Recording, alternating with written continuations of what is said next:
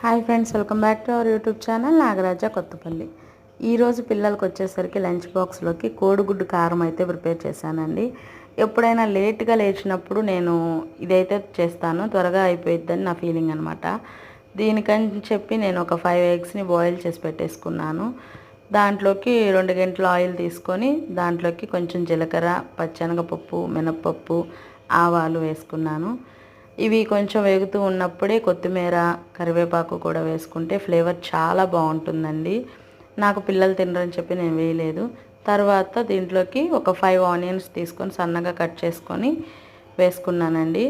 దీంతో పాటుగా చిన్నుల్లిపాయలు, ఈ ఉల్లిపాయలతో పాటుగా ఆనియన్స్తో పాటుగా వేస్తే దాంట్లో ఉన్న మంచి గుణాలన్నీ మనకి కరెక్ట్గా అందుతాయి.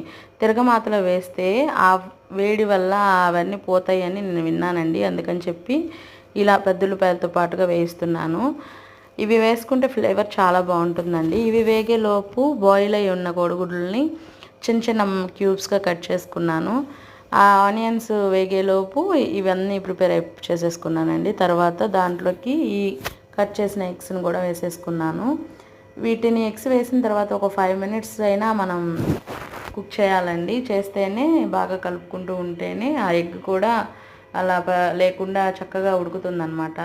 తర్వాత అదంతా కలిసిన తర్వాత దాంట్లోకి కారం వచ్చేసరికి కొంచెం ఎక్కువగానే వేసుకున్నాను. మీకు సరిపోను మీరు వేసుకోండి. ఈ వీడియో మీకు నచ్చితే కంపల్సరీ లైక్ చేయడం అయితే మర్చిపోకండి.